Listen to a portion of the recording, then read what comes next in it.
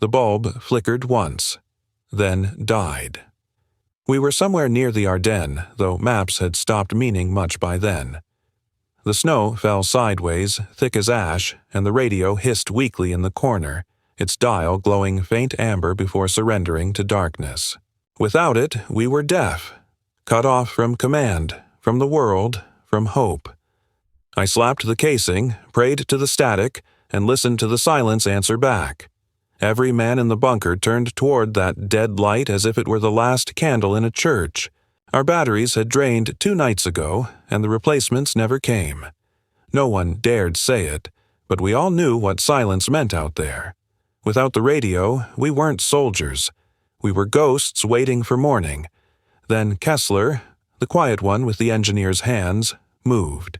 He crouched by the radio, tore a length of copper wire from the field stove, and began wrapping it around a metal mess tin. His fingers shook, not from fear, but focus. I watched, half convinced madness had taken him.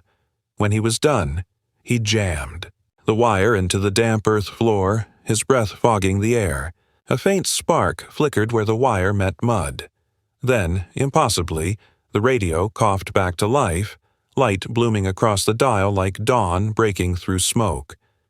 No batteries, no generator, just earth, metal, and will. We sat there in awe as the static became a voice again, crackling, faint, but alive. Outside, the night howled, indifferent, but inside that bunker, the light returned, trembling but defiant. None of us understood what Kessler had done. Not yet, but before the war was over, that trick would travel farther than any signal ever sent. The radio's weak glow cast more shadows than light. It buzzed like an insect caught between worlds, fighting to stay alive. None of us spoke. The air itself seemed to listen. The signal came and went, snatched by the storm outside, then drowned again in static. The real enemy wasn't the soldiers beyond the forest. It was the dark between transmissions. Silence. Cold. The invisible weight of distance. In war, you can fight men. You can't fight absence. It crept into our bones, numbing not just fingers, but faith. Kessler sat by the mess tin contraption, adjusting it as if he were tuning the heartbeat of the earth itself. Every few seconds, a faint crackle broke through, the coded chatter of distant units, desperate like us. The others watched him like he was conjuring ghosts. I remember how the light trembled on his face, pale and certain all at once. "It's the ground," he murmured almost to himself. "The wet soil. It's alive with current. Enough to wake it." His hands were filthy, knuckles bleeding, yet steady. None of us believed him at first. Power from dirt? The thought sounded like madness in a world ruled by machines. But the proof was glowing right in front of us. A dying radio breathing again on nothing but mud and wire. Outside, the wind tore at the boards of the bunker, howling for entry. Inside, we huddled around that fragile pulse of light, guarding it like something holy. For hours, it held. The voice on the radio faded in and out, but the signal never died completely. It lived just enough to remind us that we weren't alone. Still, I couldn't help but wonder, what else had we awakened beneath that frozen ground? By morning, the storm had buried everything. Trenches, tracks, even memory. Only the faint orange glow of the radio proved that time was still moving. We were deep in the Ardennes line, winter of '44, out of rations and almost out of hope. Headquarters hadn't heard from us in days. The batteries were long dead, fuel frozen in the drums, and the cold had begun taking fingers as easily as bullets. Kessler's earth power, as we called it, was the only reason Command knew we were still breathing. Every few hours he'd scrape fresh soil from the bunker floor, dampen it with melted snow, and press the wire deeper into it. The glow would dim, then bloom again. It made no sense, but it worked. I watched him one night, the lamplight trembling over his bent frame. His eyes were hollow but bright, the kind you see in men who've glimpsed a pattern no one else understands. He told me he'd once studied field telegraphs, how the old ones could draw signal from the ground itself. Chemical reactions, ionic exchange, mud batteries, he called them. It was something forgotten, something desperate men rediscovered when the world ran out of options. We sent short bursts of code through that radio. Our position, casualty counts, a plea for relief. Each tap of the key felt like defiance. Every flicker of the dial, a promise that we still existed. When the response finally came, it was faint but real. Hold position. Reinforcements en route. Men cried without sound, not from sentiment, but from the cruel relief of being heard. That night, as I watched the faint light dance on Kessler's face, I realized what kept us alive wasn't just electricity. It was connection, the kind that refuses to die, even when the world goes dark. The following nights blurred together, snow, static, hunger. The radio stayed alive, though it flickered like a pulse losing strength. Kessler barely slept. He'd sit cross-legged in front of that tin, hands trembling, muttering about conductivity and ions as if reciting scripture. Each morning he'd scrape more soil from beneath the boards, his fingers blackened from cold and mud, and rebuild the circuit from scratch. We were surrounded. Enemy patrols in the woods, frost biting through every seam of our coats. But our fear narrowed to one fragile sound, that whisper of life through the radio. If it died, so did we. I remember the night the wire broke. The hiss faded, the light died, and for a heartbeat the silence was unbearable. Then Kessler moved. Without a word, he tore apart his own mess kit, hammered the metal flat with the butt of his pistol, and rewound the coil by hand. Sparks flared against his skin. When it worked again, the glow returned, dim but steady. The others started calling it the Mud Heart. It wasn't just a machine anymore. It was a promise. Each man took turns guarding it, shielding it from drafts, brushing away frost like it was something alive. When the rations finally ran out, we melted snow over the faint heat of the radio's tubes. It was enough to keep us from freezing, enough to keep us believing that help was still moving toward us. Kessler's eyes changed during those nights. They stopped looking outward, started looking through. He wasn't just fighting the cold anymore. He was racing time itself, keeping that light alive one breath at a time. I didn't know it then, but his desperation would lead to something the world wasn't ready for, something brighter than war. It was just before dawn when Kessler called me over. The others were asleep, bodies pressed close for warmth, rifles forgotten beside them. The radio's light had faded again, but there was something different in his eyes, feverish focus, the kind that burns through exhaustion. He'd dismantled the device entirely. Tubes, copper wire, mess tin, all spread like relics on a torn map. Beneath them lay something new. Strips of zinc peeled from spent cartridge casings, folded around bits of charcoal scraped from the stove. Between them, soaked in muddy water, he had placed cloth torn from his own shirt. "Not a battery," he whispered. "A bridge." He pressed the wire leads back into the damp ground and, for a heartbeat, nothing happened. Then the radio's filament flared to life, stronger than before. The light wasn't faint this time. It glowed amber gold, alive, steady. Static gave way to a clean tone, a clarity we hadn't heard in weeks. He explained it in fragments. The earth held charge, the metals created a reaction. The carbon acted as a conductor. The soil itself, rich with minerals, damp with life, became the missing source. It was primitive, impossible, and perfect. He had turned the ground beneath us into a living generator. We sat there in silence, listening to the radio hum. It wasn't just power, it was a heartbeat. Every flicker of that light meant command could hear us, that somewhere far beyond the snow, someone was listening. Kessler smiled for the first time in months. "The ground remembers," he said softly. He was right. That morning, we weren't just surviving. We were connected. And as the signal cut through the storm like sunlight through cloud, I realized what he had truly built. Not a machine. A resurrection. Word of Kessler's Earth generator spread faster than our supply lines ever could.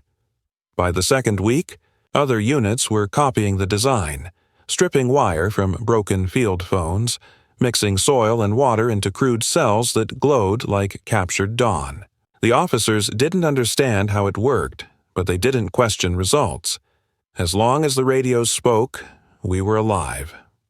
I remember one afternoon when the snow eased just enough to see the tree line. Kessler crouched outside, pushing lengths of scavenged copper into the thawing ground, his breath rising in small clouds. He'd built a circle, 5 mess tins linked by wire, each one feeding into the next. When he connected the final lead, the radio inside the bunker came alive so sharply it startled a man into tears. The trick wasn't strength, it was patience. The current came slowly, a whisper rather than a surge. Too much wire, and it died. Too little, and it never began. It demanded a kind of balance only desperation could teach. Soon we were using it for more than messages. The faint charge warmed. Our ration tins, defrosted weapons, even sparked the lanterns back to life. For the first time, the bunker glowed like a home instead of a grave. The air smelled of metal and damp earth, a scent I still can't forget. Command wanted reports, blueprints, explanations. Kessler refused. "It belongs to the ground," he said simply. "You can borrow it, not own it." That night, as the light from our little station spilled into the snow, I realized something larger was happening. We weren't fighting the cold anymore. We were learning to speak its language. And for the first time in the war, the darkness began to listen. By spring, the story of the ground battery had moved far beyond our ridge. Supply runners carried fragments of it on scraps of paper, sketches smudged with mud and blood, diagrams drawn from memory. Soon, field engineers across the front were building their own versions, each one rougher or cleverer than the last. No 2 looked alike, but all worked the same miracle: light from Earth. In Italy, I later heard, a medic used the trick to power a field transmitter through a landslide that buried his generator. In the Pacific, engineers tested the method using saltwater-soaked coral, pulling enough charge to light a base camp. Even prisoners behind wire fences found ways to copy it, using spoons and boot nails, whispering the secret through fences when guards weren't watching. It was no longer Kessler's invention. It was humanity's. Something born of desperation had turned into quiet defiance. But the military, as always, saw a threat in anything they couldn't contain. Command ordered reports classified. They called it a temporary field anomaly. The official manuals never mentioned it again. Too unpredictable, too simple, too uncontrolled. After the war, when batteries returned to factory shelves and cities hummed with power again, the memory faded. Kessler didn't fight the erasure. "Let them forget," he told me, packing the last of his notebooks into a tin box.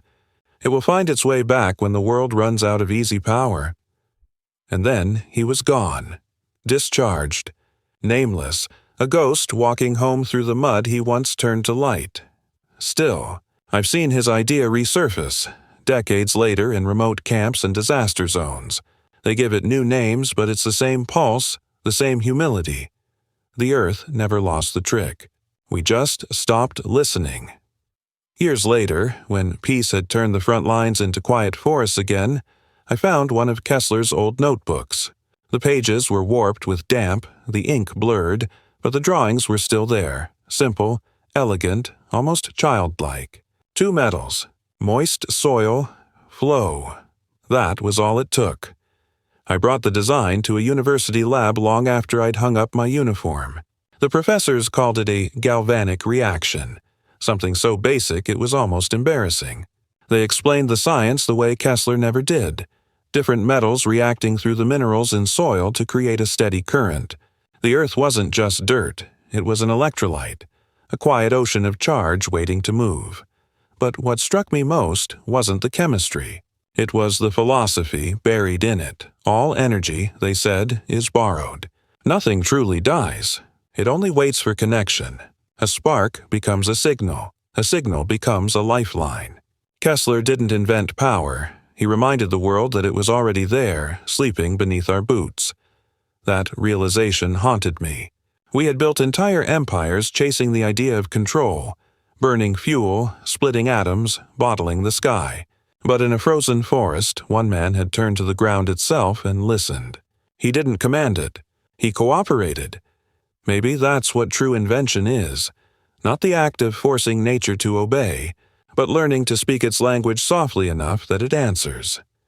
Even now, when I touch soil after rain, I think of that radio hum, faint, patient, alive. It taught me that the earth doesn't need to shout to keep us alive. Sometimes, its quiet current is enough to light the dark, and maybe that's why his trick still works, because the ground never stopped caring. I sometimes see the same kind of light now. Different tools, same idea. Solar cells on a camper roof, hand-crank radios in emergency kits, barefoot inventors in forgotten towns teaching children how to pull power from soil. They think it's modern innovation, but I know it's the echo of a trench trick whispered forward through time. When storms knock the grid down, I still build one. Old habit. I drive a few pieces of metal into the wet earth, wrap wire around them, and wait. It takes a minute, sometimes two, and then it comes. The faintest spark, the shy pulse of a current waking beneath my hands. The first glow of a bulb never fails to move me. It's the same light that once meant life itself. The world today runs on power too vast to imagine, but we've forgotten where it begins. We chase megawatts and forget that the ground itself hums with possibility. When I tell my grandchildren about it, they laugh at the simplicity. Mud and wire, they say, as if it were a fairy tale. I tell them that the smallest current once carried the weight of 1,000 hopes. That light, no matter how dim, means connection. Sometimes I see that look of wonder in their faces, the same Kessler had when his radio first breathed again. It gives me hope. The tools change, but the impulse doesn't. Every generation rediscovers the need to coax light from darkness, to listen for the hum beneath the noise. And when I stand in my garden at night, the soil cool under my fingers, I can still feel it, the steady pulse, waiting. The war is long over, but that current never ended. It just learned new ways to travel home. Sometimes I still dream of that bunker, the dim hum of the radio, the glow trembling across Kessler's hands, the sound of hope arriving through static. It has been decades, yet I can still feel that warmth, faint but alive, buried somewhere between memory and soil. Now, when storms roll in and the power flickers, I do what he taught me. I press 2 pieces of metal into the ground and wait. The earth responds like an old friend, slowly, steadily, with patience. The bulb flickers on, golden as the past, fragile as breath. And in that small circle of light, the years fall away. The world today burns brighter, faster, hungrier. Power roars through towers and wires, invisible but deafening. Yet I've learned that the quietest current is often the most faithful. It doesn't demand. It endures. Kessler once said the ground remembers. I used to think he meant the soil itself, but now I understand. It's us who remember, every time we choose to listen instead of conquer, every time we choose connection over control. The light on my workbench hums softly as I write this, its power drawn from the rain-damp earth just outside the window. It isn't strong, it isn't steady, but it's enough, and maybe that's what the war was always trying to teach us, that endurance doesn't come from power alone, but from the humility to draw light from what's beneath our feet, the radio, the men, the snow, all gone now, but the current still runs, quiet and endless. It waits for the next lost soul who needs it.